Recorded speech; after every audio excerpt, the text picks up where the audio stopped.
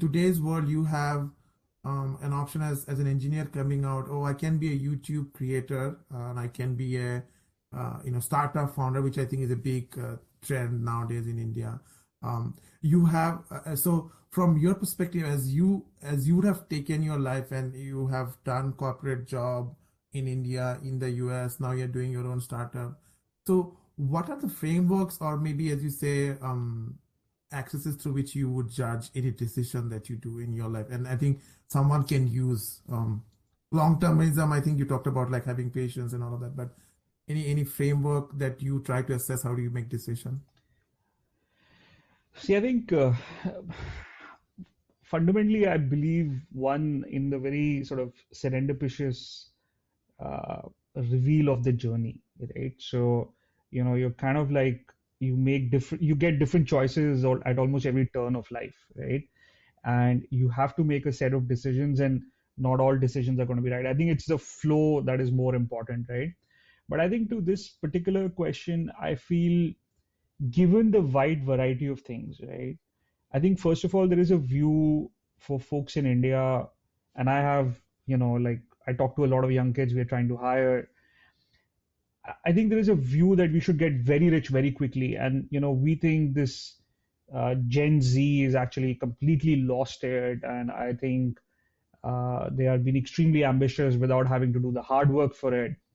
But Mhm. I've actually found something else. My own experience dealing with Gen Z has been, I think, yes, absolutely. Are they free riders? Some of them, absolutely, right? But a lot of this is actually stemming from some deep insecurities that Generation Z has, right? And that Mhm. insecurity is everybody around them is like, they meet somebody at a coffee shop and this guy is doing 1 million turnover.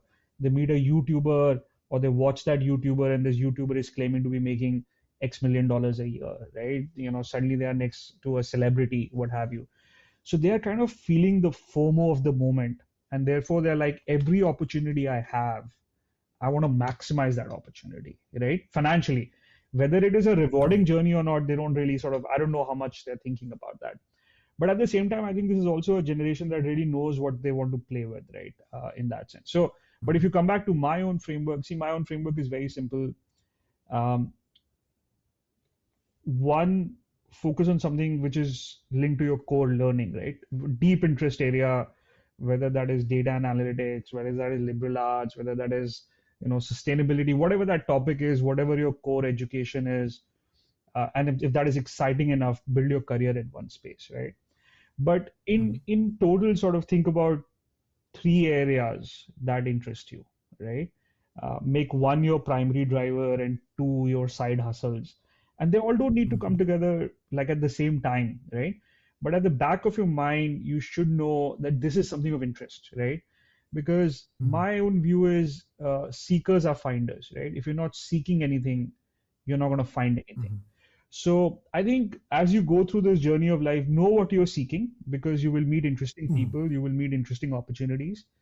And if you know that, okay, if you meet somebody and hey, this guy is going to be a great partner to do something, and I had already been seeking something like that, then sort of double down on it, right? Mhm. But have two or three sort of views on, okay, something's interesting.